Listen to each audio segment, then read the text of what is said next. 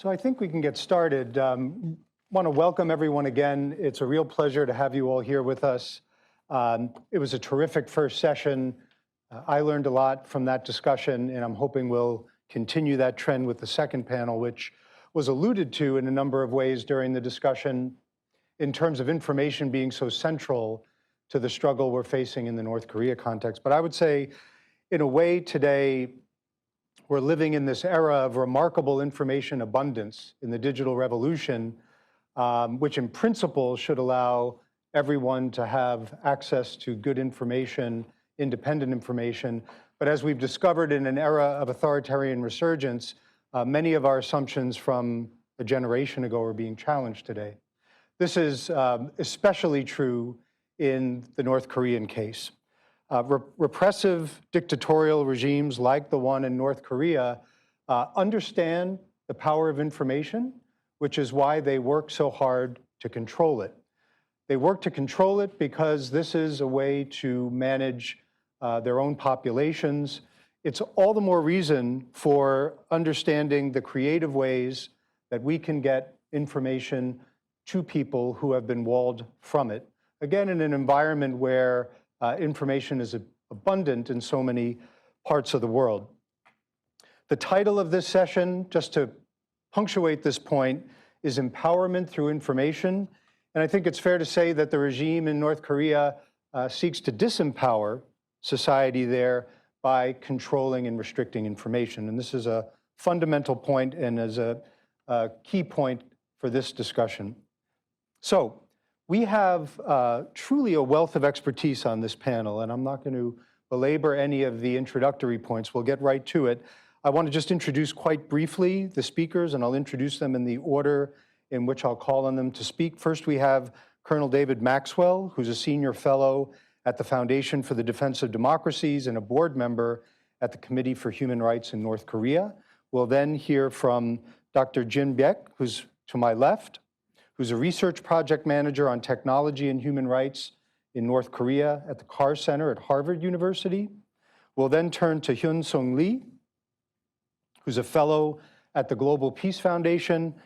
And then we'll hear from my colleague Lynn Lee, who's Deputy Director for Asia here at the National Endowment for Democracy. So let me turn first to David Maxwell, and we'll hear from each for roughly 10 minutes or so, and then we'll turn to a conversation. Thank you very much. Thank you to Ned, HRNK, and the Hoover Institution for putting this on.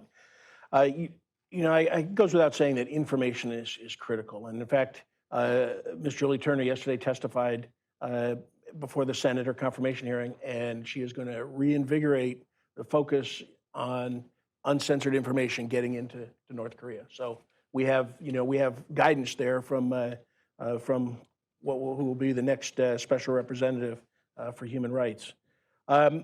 Before I begin to talk about some substantive issues, we need to start from first an understanding of the regime, and then we need to have our vision, which should be the guiding factor or factors to how we shape information going into the Korean people in the North. So first we really have to understand the regime and where it comes from. So I just have a couple of key points. The regime, the mafia-like crime family cult, is conducting political warfare. First, to subvert South Korea. Second, to drive a wedge in the ROK-US alliance. That's a key line of effort. Second, they conduct blackmail diplomacy, which is an information-based strategy to use tensions, threats, and provocations to gain political and economic concessions. And third, what we're all seemingly concerned with, which consumes everything, is their development of advanced warfighting capabilities, which is an indication that they have designs on the entire Korean peninsula. And they will unify the peninsula by force. And I'll leave it to Jieun to talk about their objectives. But this third one, the development of warfighting capabilities, supports their blackmail diplomacy and their political warfare strategies. Dr. Jung Pak, already mentioned this morning, also always asked the question, who is Kim Jong-un most afraid of? The US military or the Korean people in the North? And I think it's very important to understand that it is the Korean people in the North. And as we think about information, it's not the US military that is the real threat. Of course, it's used as the real threat. It's necessary to justify the reasons for Kim Jong-un's decisions to prioritize the development of weapons over the welfare of the people, but he fears the people. And of course, I believe he fears the people most when they're armed with information. Now, in terms of vision for the future, at the summit, the Biden-Yoon summit, buried in the joint statement were 26 words, which I heard an analyst speak recently and said, we need strategic clarity about the Korean Peninsula and the future. And of course, those 26 words are, the two presidents are committed to build a better future for all Korean people and support a unified Korean Peninsula that is free and at peace. That is strategic guidance. And I would argue that if we want to craft a solid, effective, comprehensive information strategy, we should keep that strategic objective in the fore. Now, you'll hear later from Bob Joseph talking about another project to counter North Korean strategy, or a strategy to counter North Korea. But I would argue that we need to flip the conventional wisdom on its head. You know, it's always been denuclearization, then unification. But we really need to focus on unification, then denuclearization. Because given the nature of the regime, Kim Jong-un's decision-making, he is not going to give up his nuclear weapons, nor is he going to end the human rights abuses that keep him in power. You know, he must deny the human rights of the Korean people in the North in order to remain in power. So we really need to think about unification.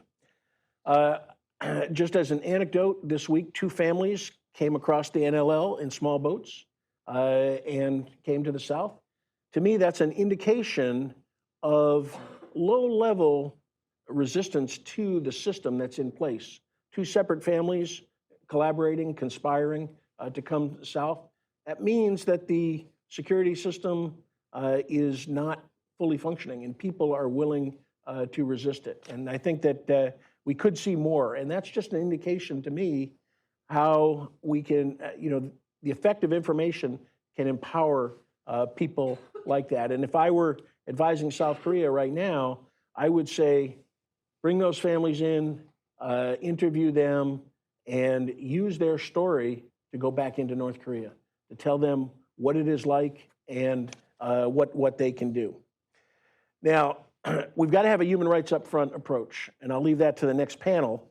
However, one of the key elements of an influence campaign should be that every time we talk about the nuclear threat or the missile threat, which of course legitimizes Kim Jong-un and is exploited by the propaganda and agitation department, we should talk about human rights. And we should always emphasize such things that, last year they spent $650 million on missile tests, rather than on the welfare of the Korean people. And as I've heard from escapees such as Jieun, the people in North Korea are frustrated by that. And they are questioning Kim Jong-un's decision-making. Now, specifically for information and influence, there are 4 things we always must do. Recognize Kim Jong-un's strategy, understand it, and we need to expose it. We need to expose it to South Korea, to the US, to the international community, and to the Korean people in the North, all the target audiences. And then we need to attack it. We need to attack it with information, okay, to counter that. And there are 4 principles of information that I think are very simple, easy to say, of course, hard to do. One is massive quantities of information from news to entertainment. And I get pushback. People say, well, we can't get information into North Korea. We don't have the reach. Well, you look at Radio Free Asia, you look at Voice of America, you look at the North Korean Freedom Coalition and Free North Korea Radio. That information is getting into North Korea. Ask escapees. Okay, so anybody who says we can't get information into North Korea, they're wrong. And of course, some will say, well, it only reaches X amount of people. Well, what we don't know is those X amount of people, how many people they talk to. And that's very, very important. But we need massive quantities of information. Right now, it is very small amounts of information. And so we can do so much more. Hopefully, the Auto Warren Bear Act has more resources for Voice of America and Radio Free Asia, and there are other resources out there that should be exploited. The second is practical information, from market activity, agriculture, to how to conduct collective action, how to create conditions for change, which I think is very important. The third is truth about the outside world, truth about what's going on inside North Korea as compared to the outside world, and of course, the truth about South Korea and the vast difference between North and South. And then the fourth is understanding. We heard this morning that, or maybe yesterday, things are running together, but they have, I think Greg talked about, their Constitution has all the freedoms that we believe in, yet they don't have them. They say they do, but they don't have them. They need to have understanding of what the universal human rights, the things that we all take for granted, are due to them. And so that needs to be a big part of the information process. Now, I've recommended a few things, and I'll just touch on these. We need an overarching narrative, and I talked about how to respond to nuclear and missile threats with a human rights response. We need an alliance organization at the government level to plan and conduct combined influence operations and to support this influence campaign. We should establish a Korean Escapee Information Institute. We should harness the power and expertise of escapees to generate the themes and messages that go back into the North. And we should really think about not the simplistic things of insulting Kim Jong-un and some of the things that we do send across, which make us feel good, but don't necessarily make the Koreans in the North feel good. I was fortunate to interview 7 former soldiers, and I asked them about crash landing on you and how that's received in the North. They said it makes soldiers want to come to the South even more. But one of them gave a very important answer. He said that what they really appreciated was that South Korean media produced a television series that portrayed the Korean people in the North and Korean soldiers not as monsters. And they respected that. And they said that is, for the South to be able to do that really indicates how strong and confident the South is. And of course, ironically, that show has been panned in the South, by many conservatives as being too nice to the Korean people in the North. We need to harness the power of civil society. And that means everybody has a role in information. Even though we don't want, we don't like the overseas workers that are being exploited to fund the regime, wherever there are Koreans from the North around the world, we should make an effort to engage them and really to provide them with information. And of course, the Otto-Warmbier Act. Now, a couple specific things that I recommend. I think that the Global Engagement Center at the State Department, it should have a specific Korea desk. It should have one for Korea, Russia, Iran, but it should have a Korea desk. And that should help the focus on overt information. And we should focus on overt information, not covert, clandestine, all these other things that people tend to focus on, overt information. And then we need to focus on the 3 target audiences. Greg has the three stories. The 3 target audiences are the elite, the second-tier leadership, and the people. And the second-tier leadership is critically important if there is conflict, because those military leaders, we've got to give them options. And that's really the key point I want to conclude with, is the information, is to inform, to empower, to educate, to advocate, but mostly it is to give the Korean people in the North an understanding that they have choices. And when the time comes, whether there's an internal change in leadership or, God forbid, if there's war or regime collapse, the Korean people in the North need to know that their future is going to be better in a free and unified Korea than under the yoke of the guerrilla dynasty and Gulag state. And of course, what we want to see, that free and unified Korea is a united Republic of Korea. You are okay, or you rock. And I'll stop there. So thank you very much, David Maxwell, for the cogent framing at the outset. You're welcome to applaud if you'd like. And I think your points on the regime being afraid of their own people and therefore investing in weapons, security services, information control, rather than investing in their own people and human capital is critical. And the ways in which information is used for a variety of strategic purposes to maintain control. And then finally, a point that really caught my ear was how privileging human rights and prioritizing it actually puts the regime at a competitive disadvantage. And that's actually the comparative advantage of the democracies and people who look for a better future. So let me turn now to Jieun, if I could.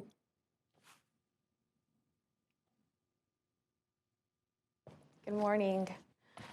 Thank you, Colonel Maxwell, for sharing those points. It's nice to be part of a group with such like-minded ideas. So I'll discuss some of the projects that I've been involved with or have been observing over the past couple years. Since this is an open space, I'll speak at a very high level, and then I'll just discuss some of the ideas that I have in the future based on the needs that we are observing in the information and influence space. So first, I wanted to share two project categories that are very much active in the space of information and influence campaigns.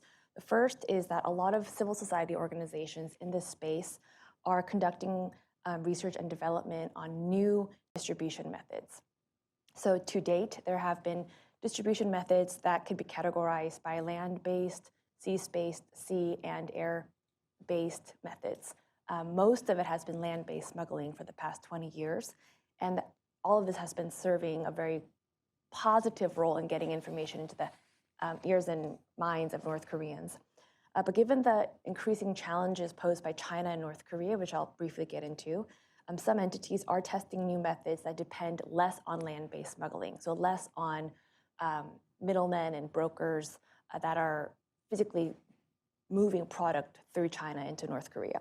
So some examples include testing Wi-Fi hotspots. This stuff is already in the public sphere, so I'm happy to share this with the group. Testing Wi-Fi hotspots, Wi-Fi extenders, shadow internet around the border area, and satellite-based communication and streaming services. So a lot of this stuff sounds pretty impossible in North Korea today. And while that might be the case, there's a lot of research and development that's happening now for future localization. The second category of projects that are pretty active these days is testing and tailoring content to targeted North Korean audiences, which Colonel Maxwell had spoken about in detail. So by tailoring specific content, whether it's practical or more ideological or news-based, it's key. I think it's just so obvious to remember that North Korean audiences are just like audiences elsewhere. There's different demographic groups, different interest groups, different intentions in seeking certain types of content. And so some examples include how to run an individual profitable business, especially for women active in the markets. English lessons for people who are already learning English in North Korea, students. Content around world travel, cooking with limited resources, personal hygiene and basic health tips based on limited resources, and ordinary life of students around the world. Going into the challenges in this space, I wanted to speak briefly about this because it really forces us to reckon with the challenges that we're facing, the challenges that are continuing to develop on the ground, which then requires that outsiders like ourselves iterate on our strategies to meet the changing and shifting challenges on the ground. So first and foremost, North Korea, I'm sure it's been spoken about in this group extensively this morning, but they are really strategically and effectively increasing its domestic measures to prevent the consumption of unauthorized information. This is not new information to us, but wanted to just really bring this to the forefront of our conversation. So first, they are implementing new or amended laws that just further crack down on the consumption of unauthorized information, but also any signaling that one has consumed foreign content. We can talk more about that, but I know Dr. Jieun here is also an expert in this field. Two, tied with the legal developments preventing and deterring consumption of foreign content has to do with instituting a lot more social norms around not consuming content. And this is really taking effect in different parts of the society. Not all, but certainly observable effects. And thirdly, and very frighteningly, is the continued imports of more surveillance and detection technology and tools from both state and non-state actors outside of North Korea. The second major challenge that we're facing in this space is China's expanding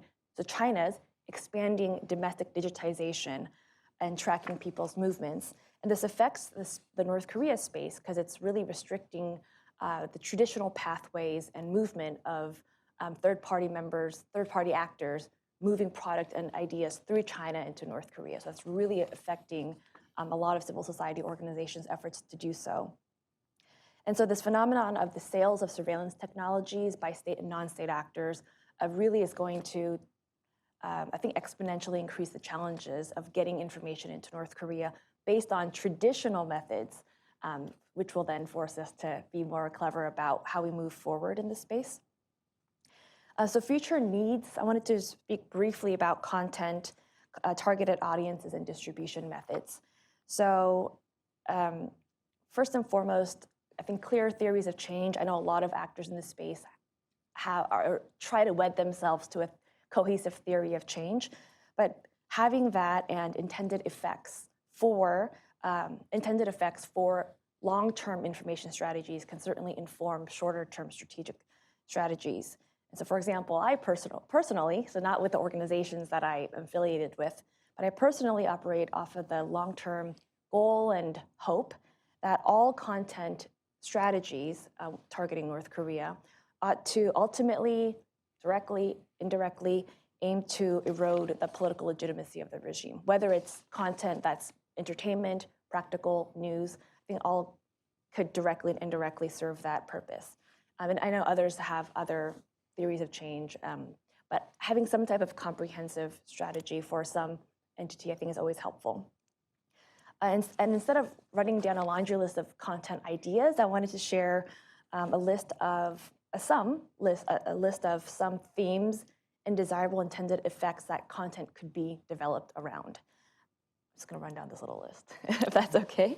So first is content that could serve the purpose of weakening the regime's political legitimacy, looking at ideologies and also increasing the North Korean people's resilience to the regime's misinformation and propaganda. Big task, but could be certainly a theme that so many content ideas and data packages could be organized around.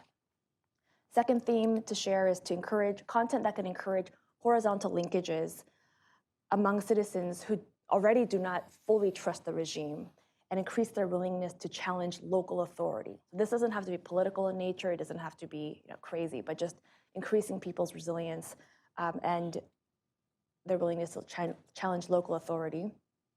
Third theme I wanted to share is to increase North Koreans' individual and collective aspirations and convince them that change was possible in the past and change is possible in the future for them.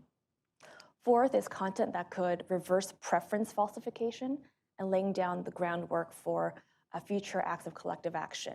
Not necessarily political, but just small and potential collective action that can be repurposed as something different in the future, which Colonel Maxwell spoke about.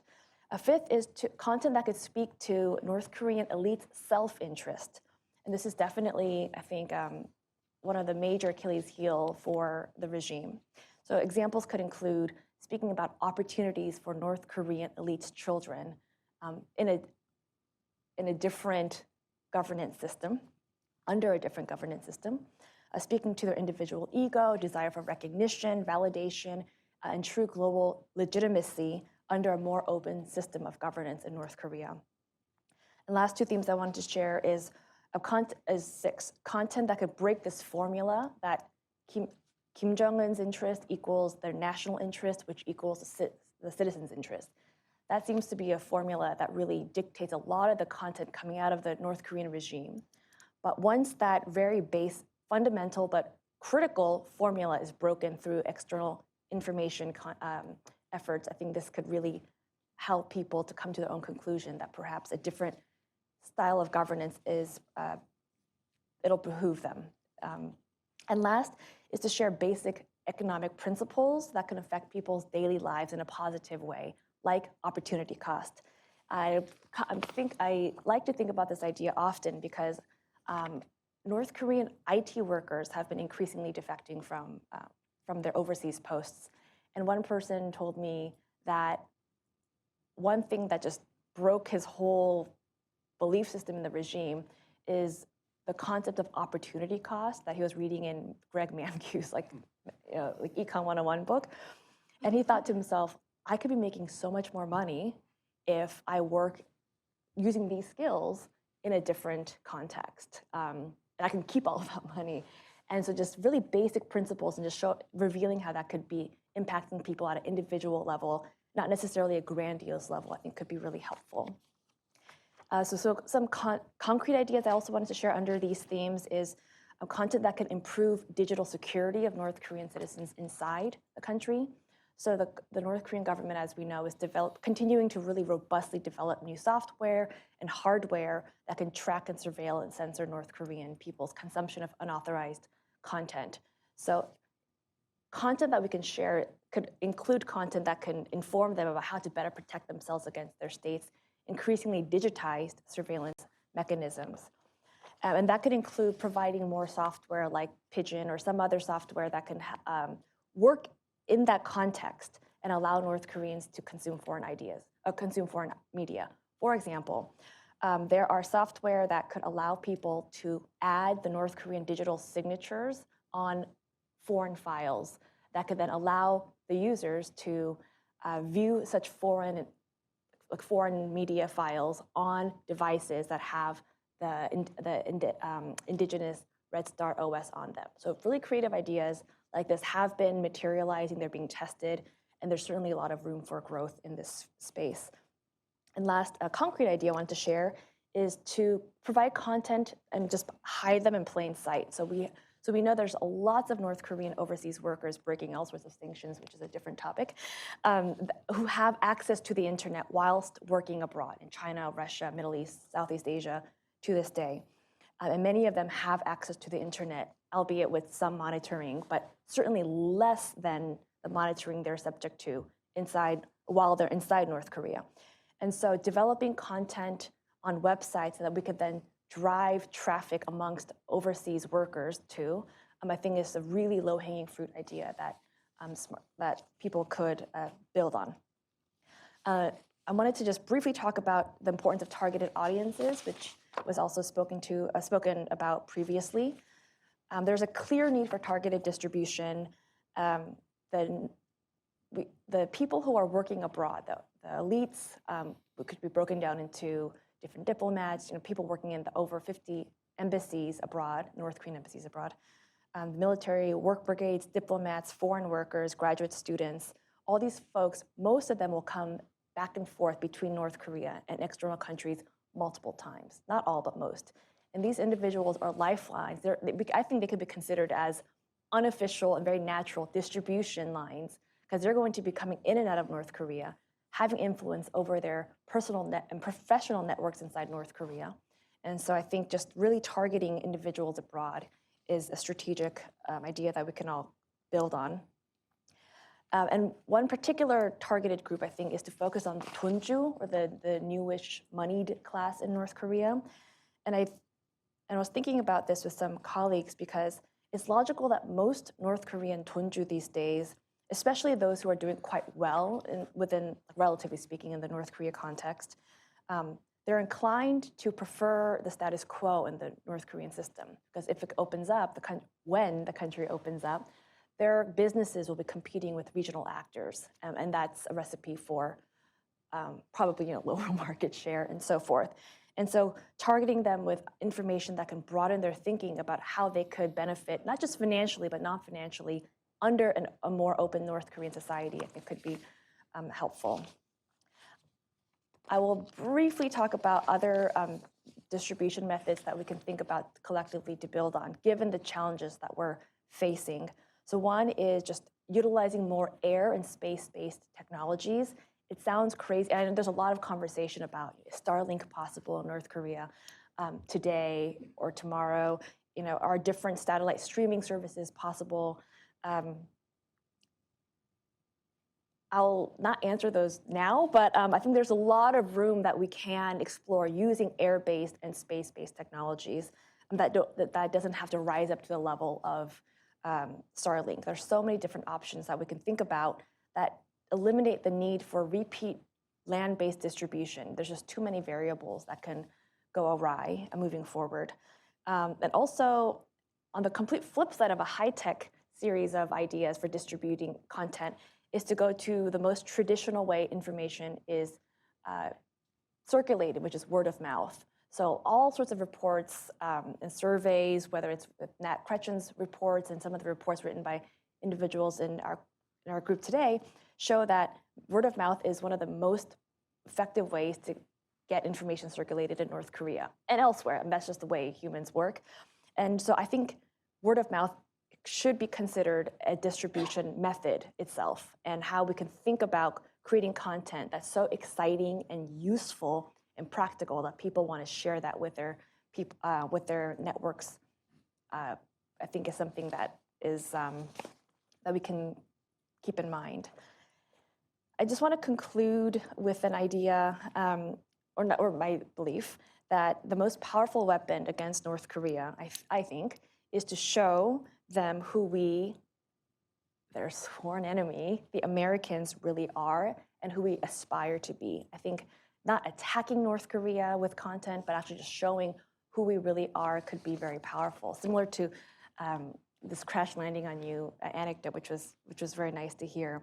And so while we as Americans and our allied societies are imperfect, we have been and will continue to craft a society that's rooted in really fundamental ideals of equality and freedom, democracy, and meritocracy. And so I think through our collective and separate information and influence efforts, we can really try to show North Koreans that the society that we've been working to build is a type of society that we all hope and pray that they can enjoy in the near future. So I'll end it there. Thank you so much. Yeah.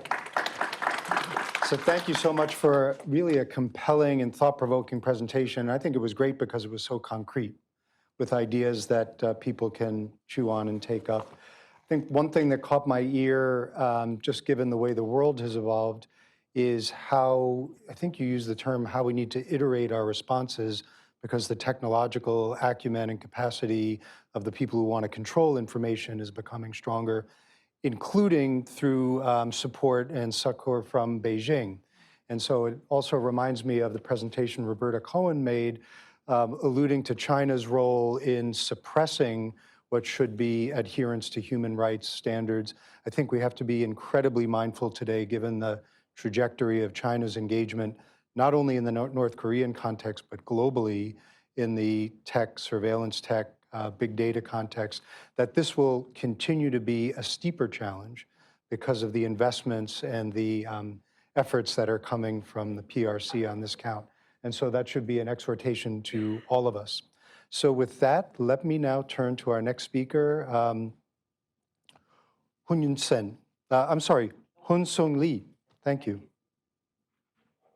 Thank you. Thank you for having me, and it's my honor to be part of this important discussion with these distinguished experts, and I'm glad to see you, Dr. Lee, again. So I want to deliver my information precisely. I'll read the memo I wrote. Please bear with me.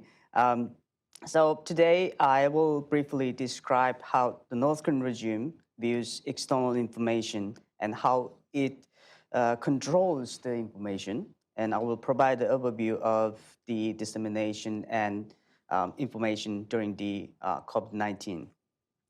So as many of us know, North Korea's information dissemination is tightly controlled by the regime, and access to outside information is extremely restricted.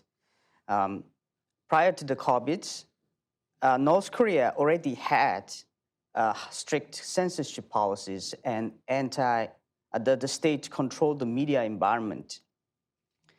North Korea stands out among existing countries for its strict control over access to external information.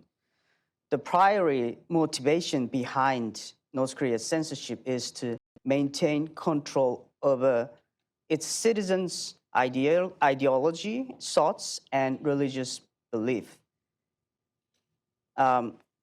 effectively restricting their ability to envision alternatives in their lives.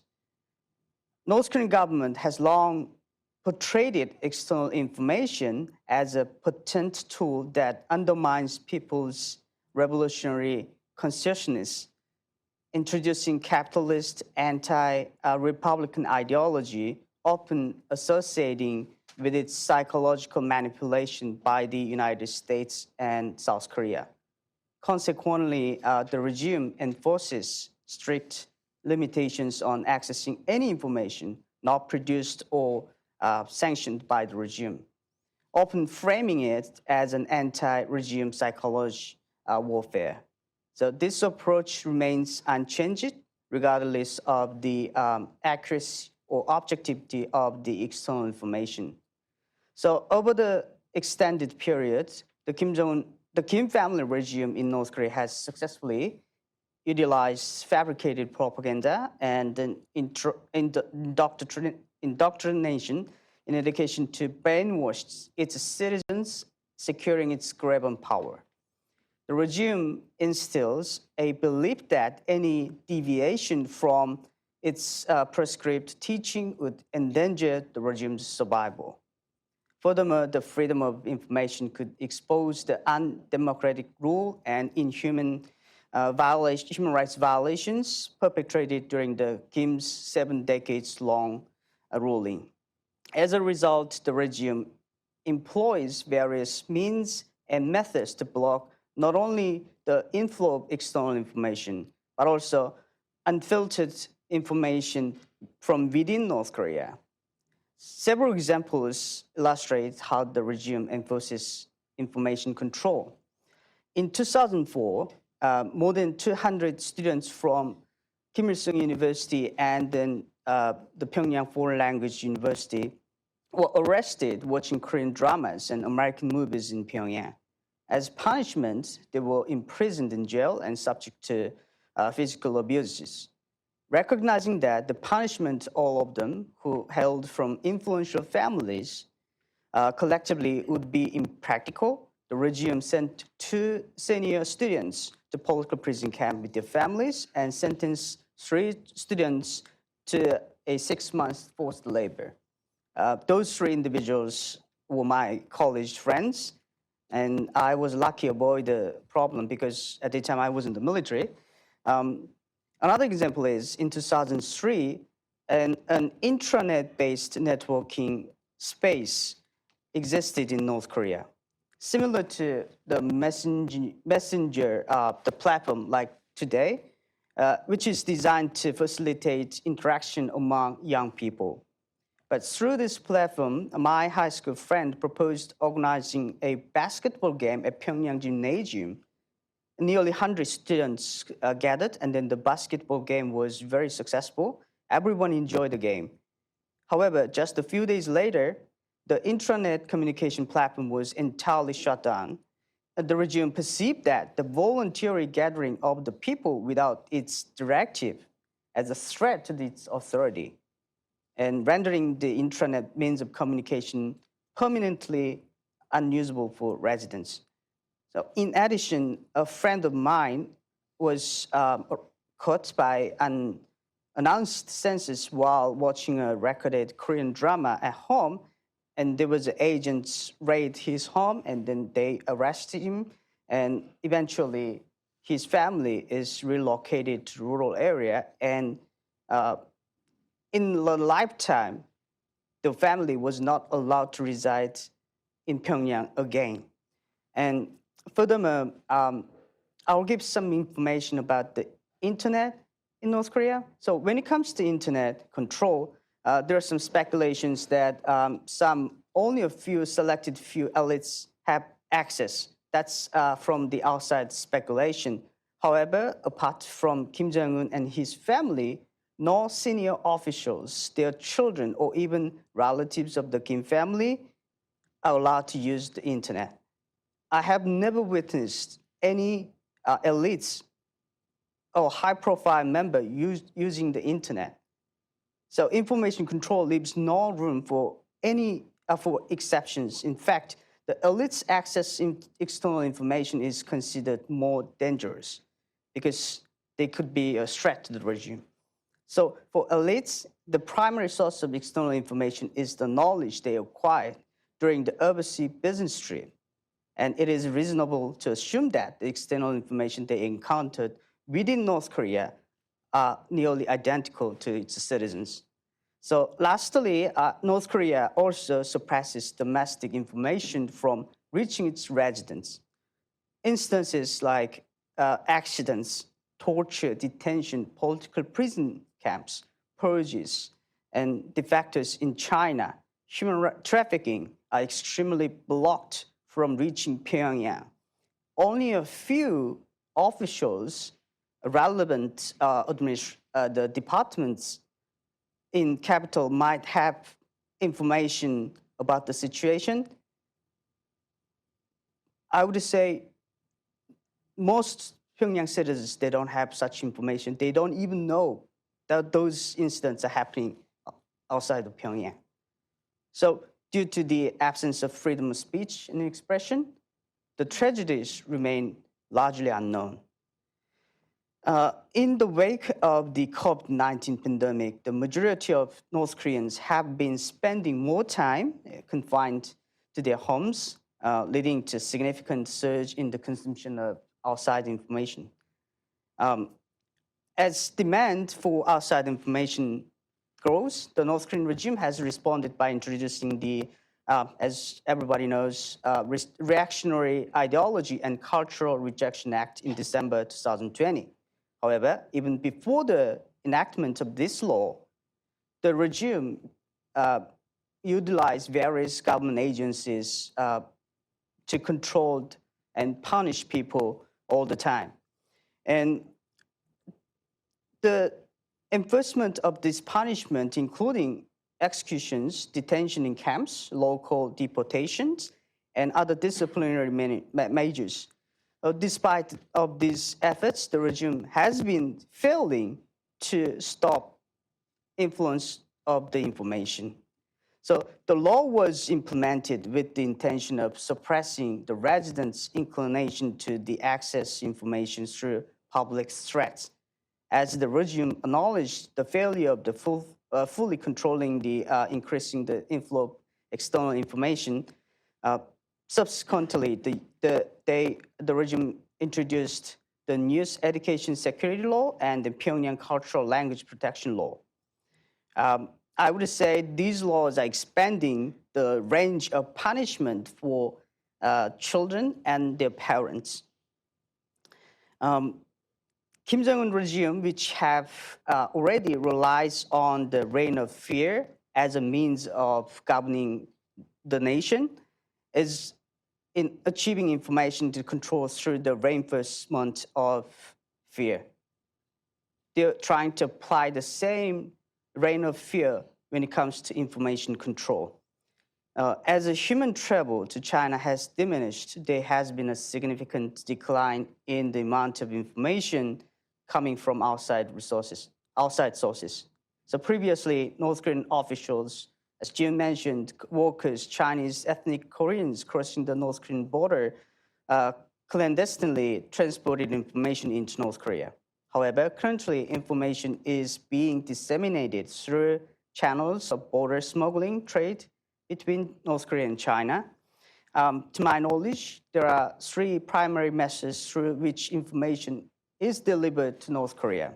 First, it is transferred alongside border smugglers. Second, the radio broadcasts targeted at North Korea serve as the means of information dissemination. And lastly, limited but impactful propaganda leaflets are sent into North Korea. The inclusion of information with smuggled goods is a popular approach, while those other radio gains access to external use through outlets such as Voice of America, Radio Free Asia, and North Korea Free Radio.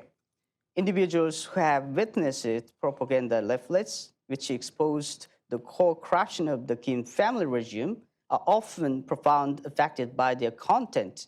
I understand the leaflets, the contents are extreme, but some of the people praise that because there's some contents they never accessed from outside, especially Kim family members' information.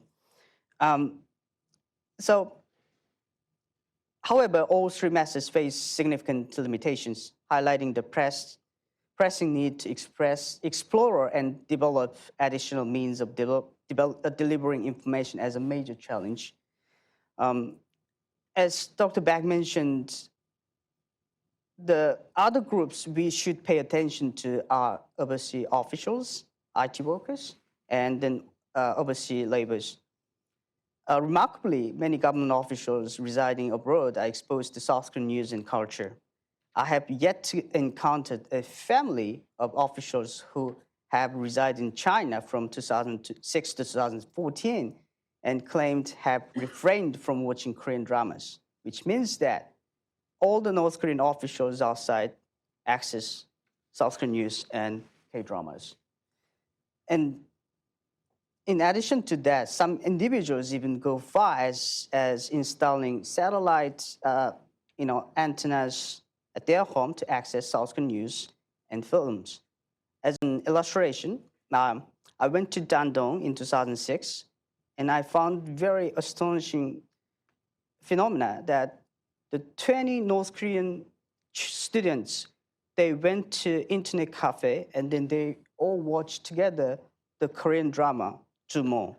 So I was astonished how they can collectively watch South Korean drama together. So that was a good example. It's like a foreign the students and then officials watching South Korean dramas. And currently, a significant portion of IT workers and the North Korean workers living in dorm. However, nearly all of them secretly consume external information, even though they know when they caught, it will be a big punishment. But they share the books and then cell phone the contents. One limitation of the people who are controlling the information is they are also watching Korean dramas in China, so they cannot actually punish them or control them. So the reason I gave this brief overview of information dissemination is I would like to emphasize two things.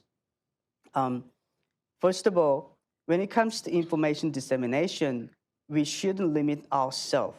I understand the safety of North Korean people should be the priority, but they know exactly what they are doing. They know exactly if they access information, they'll get punishment. But we couldn't stop them accessing information because I would say because they want the freedom. Information equals the freedom. So I think they want freedom and then freedom of thoughts and freedom of expression. So I think we should give the choices. We shouldn't limit information ourselves. So give them information and let them choose what content they want. So let's listen from them and let them choose what they want. And lastly, I know we have a variety of technologies Dr. Jieun mentioned, but in current the environment, I think we can use some the methods to send information. For example, a few months ago, North Korean regime fly drones over Seoul skyline, and I would suggest in response to that, we should fly same drones to Pyongyang skyline with USBs. And it's not just we are breaking any law or agreement. It's just responding to North Korea's aggression towards South Korea and the United States. So, and for example, when they launch ICBM, I think we should do the same thing. Fly military drones with the USBs, but giving more general content. So I recommend give more general information and let them, choose the content they want to consume. And I would stop here, and then I would love to answer more questions. So thanks so much. Give you applause. So Hyunseng Lee, thanks so much for those comments. I think you've really sketched out just how extraordinarily harsh and punitive the information environment is, requiring a supply of information that can meet the evident demand there. So let's turn now to Lynn Lee, my colleague, to offer comments, and then we'll turn to conversation and questions from the audience. Thank you, Chris. So one of the unfortunate things about being the fourth panelist with these distinguished speakers is that all my talking points have been stolen. So I'll have to improvise a little bit here, but I want to say, David, you pretty much highlighted the reason why NED spends so much time and effort into supporting free flow of information in North Korea. And Jieun, you pretty much laid out how we approach the North Korean free flow of information programs programmatically by sort of looking at the methods and delivery methods as well as the content. And Hyunseng, you took my anecdote evidence showing that why access information program matters and it's impactful. But let me see if I could do this a little bit differently so that it won't be a complete repetition of what everyone already said. But before I do that, let me just briefly introduce NED's North Korea program. We've been supporting the North Korean human rights community in South Korea and other parts of the world for the last 25 years.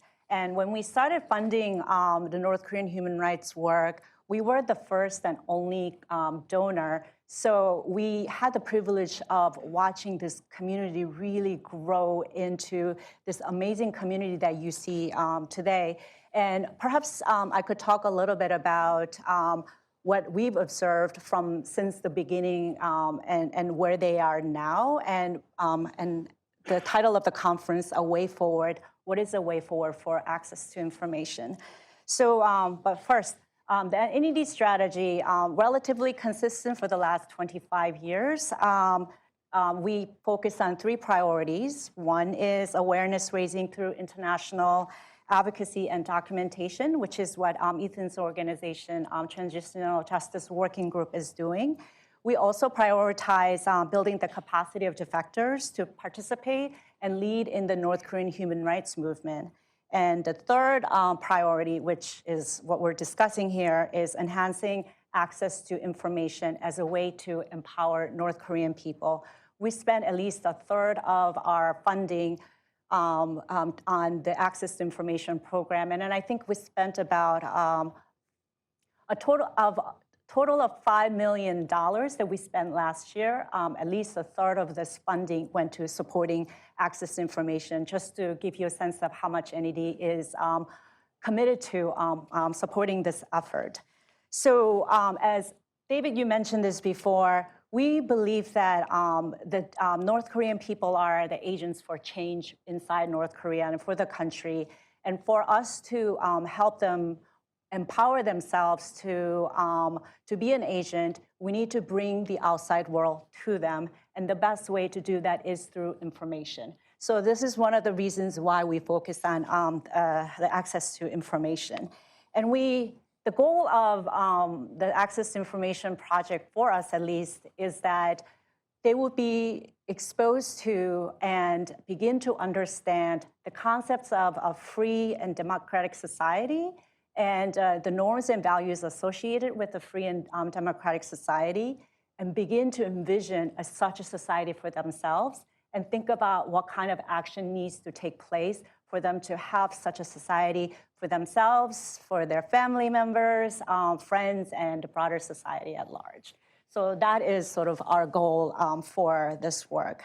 So briefly, I'll just go through the next section really briefly because Jieun did a fantastic job of explaining the delivery methods and content. So we support the delivery methods as well as the content, but for the purpose of this discussion, I'll just talk about them separately. The shortwave radio has been by far the most effective way to disseminate independent news and information to North Koreans in a timely manner. So this has been our key priority for the last 20 years, and we are committed to continue to support this effort. But at the same time, in the last 10 years, we saw more availability of digital devices such as laptops, computers, tablets, and smartphones. So we began to support our grantees who wanted to disseminate information through USBs and SD cards. And so we've been doing that. And but also, as Jieun talked about, those two methods cannot be the only methods into North Korea. And there are so many smart tech communities out there. So we've been also exploring ways to access or provide information in North Korea by tapping into these tech communities who can come up with solutions to provide information in a way that is safe and easy for the North Korean people to use, even though there is no internet or Wi-Fi access right now. We're hoping that North Korea will go in the direction of adopting a Wi-Fi someday, but we can't really wait for them to do that. So meanwhile, we have to think about better ways to provide additional information to North Koreans. So in terms of content too, I want to say that we had this attitude of, in the beginning at least, we send as much information whenever we can on anything possible. So that was the beginning. In the beginning, we wanted to make sure that the shortwave radio was not jammed by the North Korean regime. And if it was jammed, we had to figure out how to avoid the jamming. And we wanted to make sure that more devices were available for North Koreans to access a foreign radio. So the content was a little less of a priority for us at that time because it was really about making sure that the channels that we could use to disseminate information into North Korea was there and was working properly. So we focused on that. And I think we are now in a good place. I mean, VOA and RFA are here, but we also have, as you mentioned, Free North Korea.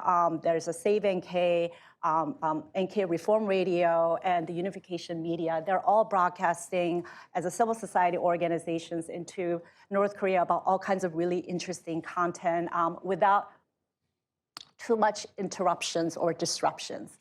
But at the same time, as Jieun said, because these audiences and listeners, they've been listening or accessing foreign information for a number of years, their appetite is changing and they are demanding more information and they want a variety of information. And as Hyunseng said, so in the past, if we picked and chose what to share in North Korea, the demand has gotten so big and so strong that we have to re-strategize in terms of what kind of content needs to be created or how to curate the content and how to make available as much information through multiple methods as possible so that North Koreans will be able to access this information and become more critical about their own situation and begin to imagine a democratic future for themselves. So on that note, I just want to end my remarks with just one short anecdote that will give you a sense of the way they access information or how the information has changed North Koreans in the last 15, 16 years. So I started NED at 2008. And I interviewed North Korean defectors regularly in terms of why they defected and what kind of information they accessed when they were in North Korea. And in 2008, 2009, the defectors, even though they were already in a safe place, they were very reluctant to talk about the things they felt illegal and unlawful in North Korea. So they didn't want to engage with us on these topics openly. 2019 comes. The defectors, the recently arrived defectors, including you, were telling me they access so much information and they even had debates among their colleagues within Pyongyang and other major cities. The programs that they listened to, and then they found some interesting program, they would copy them on USBs and circulate them to their friends for regular debates. And one of them actually told me that they wanted to be in she told me that she wanted to be in a place where she could think and say what she thinks openly without getting into trouble. And that was sort of the moment she decided that maybe it's time for me to go somewhere, or maybe South Korea is a place for me to go. So that was 2019. And 2023, I was in Seoul in March, just a couple months ago. And I was talking to some of the same defectors, and now they're saying that they're still in touch with their friends back in North Korea, family members in and friends, and they are asking for specific information, educational materials, books. So they've gone beyond entertainment materials. They want to learn, they want to deepen their knowledge, they want to understand politics and how the world works, because they want to be desperately connected to the rest of the world, and they want to be part of the global citizens. So I feel that in terms of way forward, we really need to honor this desire of North Korean people who want to be part of the rest of the world, who want to enjoy the same freedom that we have here. So we really need to prioritize and invest in the more access to information work, so that they'll be able to have a really concrete vision for themselves in terms of how North Korea can be peacefully democratized. So I'll stop here.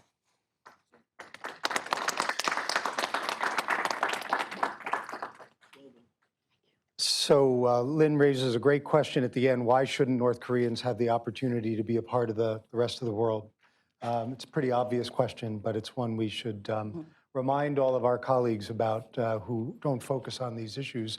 I just want to say every one of these presentations was fantastic, and you complemented each other so well and covered really important but distinct aspects of the information challenge. So kudos to all of you.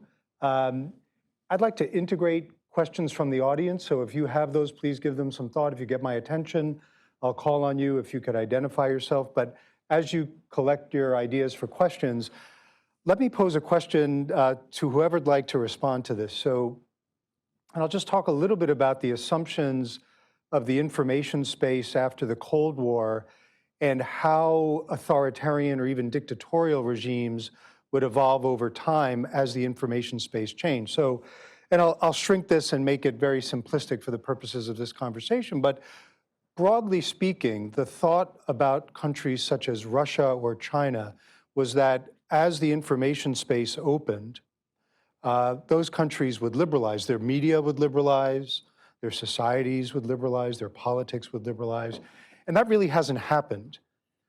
What's happened in the information space in those two examples, and they're, I think, a point of reference that's useful, is that they have managed to diversify their information space and the content there, but not to have it be pluralistic politically.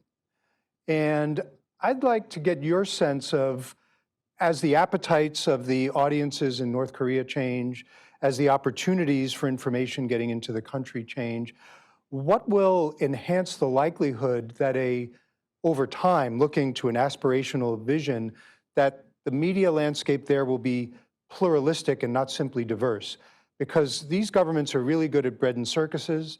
They're good at providing entertainment when the opportunity avails itself.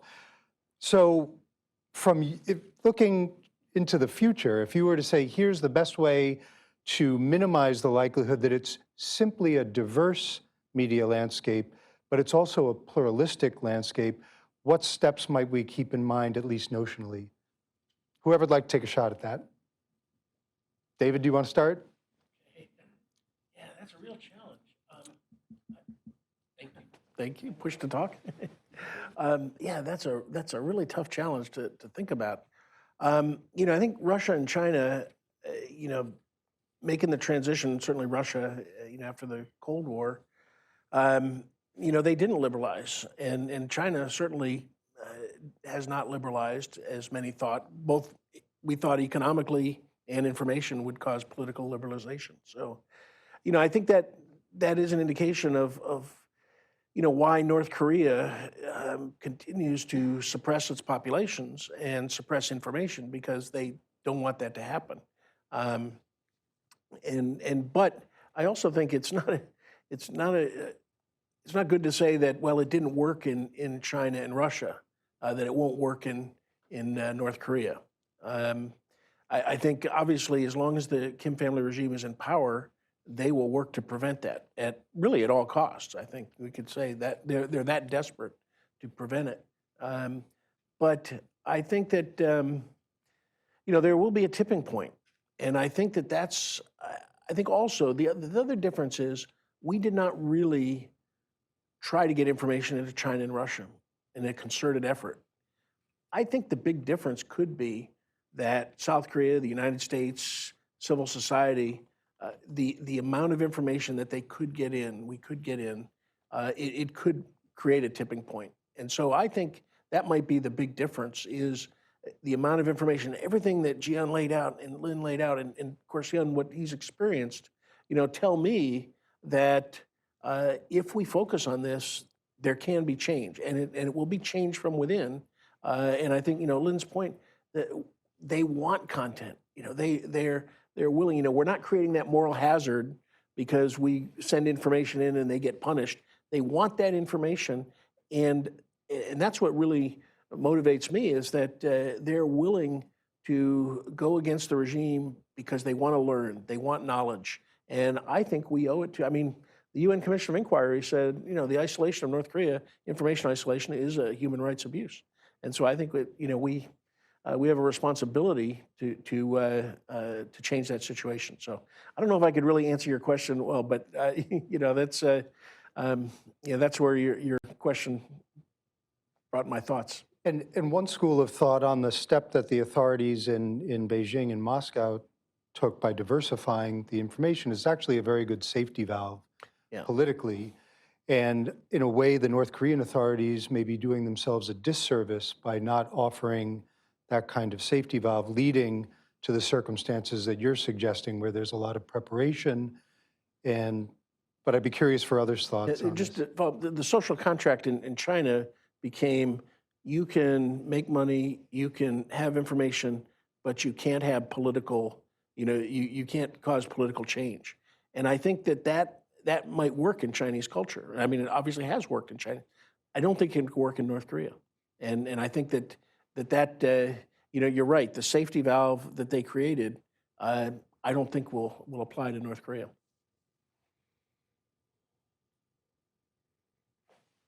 I'll add a couple thoughts here. I think that, North Korea is a totalitarian regime, and pushing that to the complete opposite end of being a more open, pluralistic, liberal, open democracy is not the next step. There's so many different structural steps that can take place that are possible even after even imagining a post-Kim regime. It could be another military dictatorship, just not under the Paektu bloodline or whatever else. So there's many steps that are not even linear, but just a plethora of possibilities in between the status quo and the type of open liberal society that we all want North Korea to adopt. But I think with the information piece, it's certainly not. It's certainly necessary, but I don't think it's a sufficient factor in pushing the society from one to the other. I think there's a lot of indirect steps that information information efforts can push inside North Korea. So, for example, laying down the groundworks for eroding its legitimacy, the regime's legitimacy, laying down the groundwork for less anti-American sentiments, laying down the groundwork for what a society can look like for the people. Also, it could enhance existing grievances that people have. Grievances that people have come to think about just based on their lived experiences. It could also enhance perceptions of inequality or introduce this idea that the Songbun system should not be taken for granted. It shouldn't be their fate. So kind of bringing about questions that people have to question their status quo is what information can do. So it's a very not glamorous answer, but I think it's necessary, but not a sufficient factor in pushing the society towards a more free society. There has to be a lot more structural policy. I'm trying to be careful here with my words. A lot more structural policies and interventions that will be required from outside actors. And, obviously, we have Larry Diamond here, who can, who's an expert in perhaps crafting a step-by-step guide for us. And Lynn, do you want to jump? Oh, no, I guess I just wanted some clarification. How do you see the difference between diversity and pluralism in this particular case of InfoSpace? So, for example, in China's case, if you think about the media landscape there in the 1980s, compare that to 20 years from that time, massively diverse, but not politically plural. And so they were introducing entertainment and things that kind of sideline politically competitive content, I put it that way. Okay. So this touches on something Jieun said as well. But one of the things we wanted to address, because of the anti-UN sentiment is quite strong within North Korea as well as the South Korea. So these are two sworn enemies of North Korea, and we're the ones who are sending information or supporting the efforts to send information into North Korea. NED has been trying to include other voices who could talk about their own systems, their own understanding of some of these key issues that we would like the North Korean people to think about. We haven't been successful, but until 2009 or 10, we used to reach out to European donors to consider investing in access to information work, and in the end didn't work out. I don't know if the BBC is still doing the Korea service into North Korea. They were talking about it.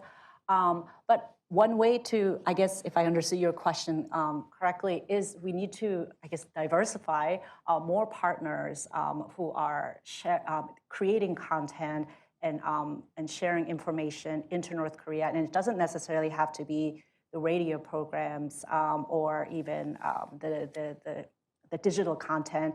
A lot of the European countries still have diplomatic relations with North Korea. Is there a way to tap into it? And I know Ethan and the Transitional Justice Working Group spent some time in Sweden, because Sweden is one of the countries that still has a good access to North Korea. What are some of the ways that we can tap into these open diplomatic relationships and then see what other opportunities we can create within the country for the free flow of information? So those are the things we're thinking about. Let me add. So I think there are some differences between China and North Korea. So North Korea inherited power for 3 generations. On the other hand, China still looks like they changed the leadership according to the terms until Xi Jinping took power. So basically, when China adopted market economy in 1979, they gave some freedom to people, and that gave more diversifying information and freedom to adopt media outlets.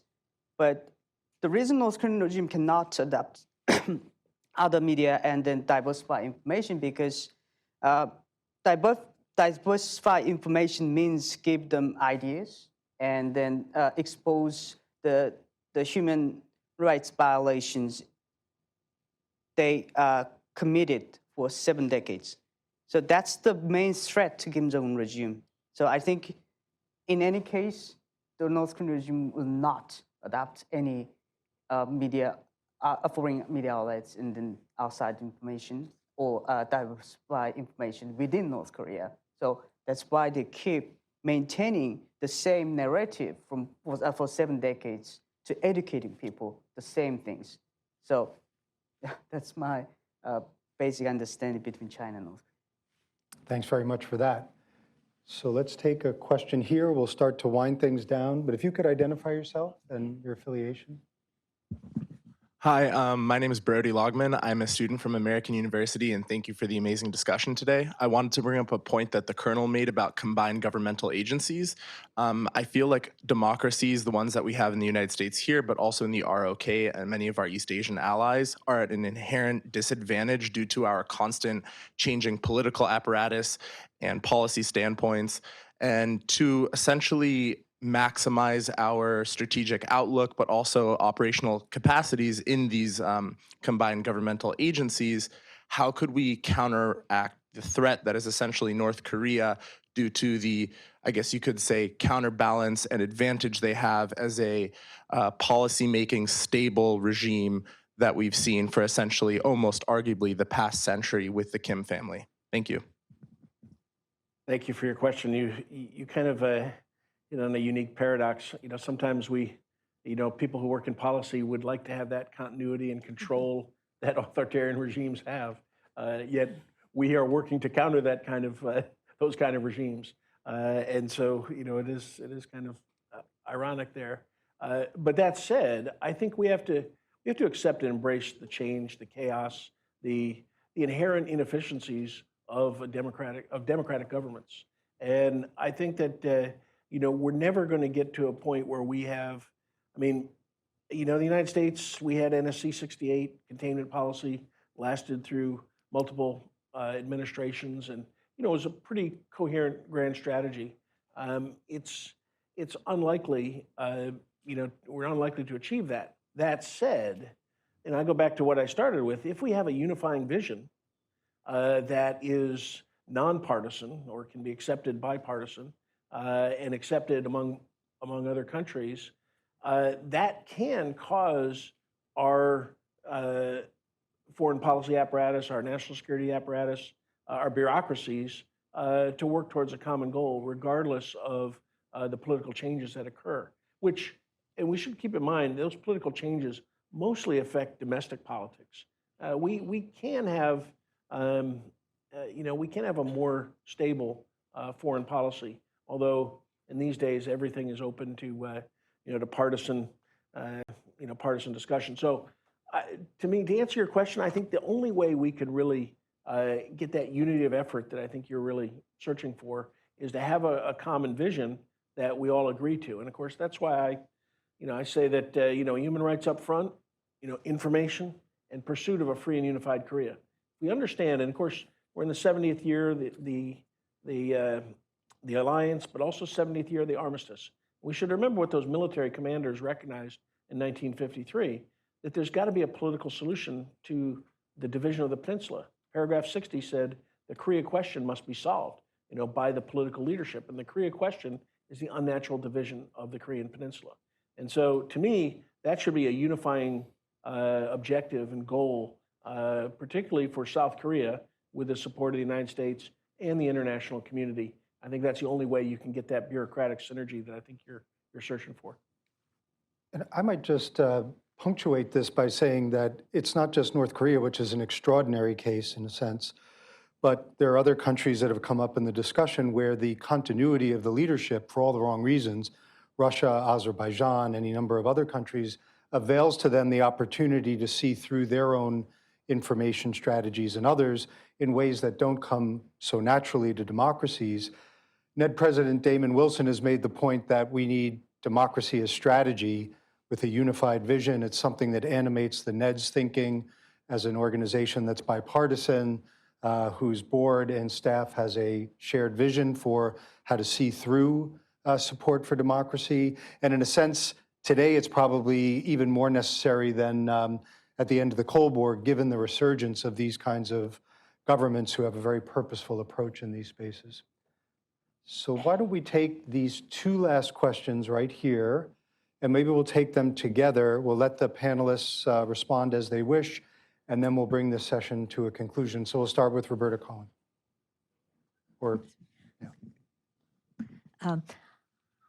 I wanted to pick up on something Dave said and then have ask a question to the panel. And that was, you talked about the responsibility to send in information, that the UN has found this to be abuse of human rights. To what extent are UN treaties that North Korea has ratified, to what extent has UN documents, their conclusions and reports on human rights and recommendations, maybe summarized, is this sent in to North Korea, and whether anybody wants these? Because I do remember decades ago when I was involved, Andrei Sakharov, as the head of the Moscow Human Rights Committee, requested, and this is by phone to New York where I was working, the documents that the Soviet Union had ratified. They couldn't get them in Moscow, and they wanted the documents, and they simply wanted to look at what their government is obliged to carry out domestically. And so getting those in, we used to read them out by telephone. So I just wonder whether citizens in North Korea are aware that their government has ratified, I think, 5 human rights treaties, what these say, and I don't mean sending them in. It could be summaries of these documents in understandable ways. And I don't know what the UN's responsibility is. I've never been able to figure that out on their getting in their own information into countries who vote for various resolutions, who ratify treaties. So let's take the final questions together here, and then we'll let the panels respond. Ethan. Thank you for the very interesting presentations today. I was interested by I was intrigued by what Hyunseng said earlier about how the authorities who are overseeing the foreign workers, they actually have to they are actually watching South Korean drama, so that they are actually, it's difficult for them to actually monitor the others on that aspect. That just gave me the idea. Do you think it would make sense to have create content or create mediums that target the security officials, both within and beyond North Korea?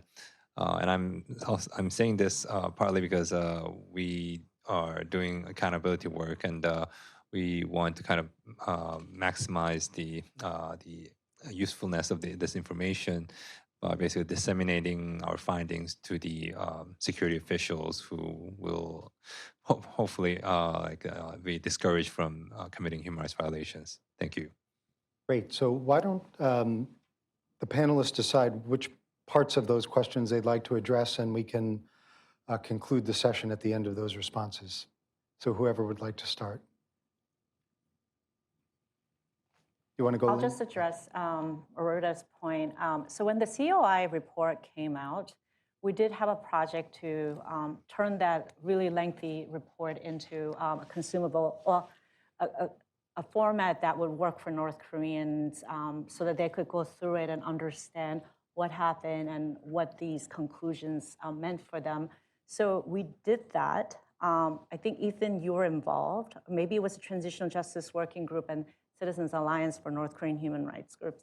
But our other grantees, whenever they do human rights advocacy at the UN level, they try to either turn their activities themselves, the resolutions, or what came out of their advocacy results into radio programs. So the UMG and various civil society radios in South Korea turned them into a radio content and does that. So we want to say that there's more effort for the North Koreans to know what's being done at a UN level for them, so that they understand that they're not isolated, that the international community is actually behind it. But now that you mention it, I think I have to just remind myself to talk to our staff and make sure that that continues to happen, so that that continuity or the connection between the North Korean people and the international community continues to exist.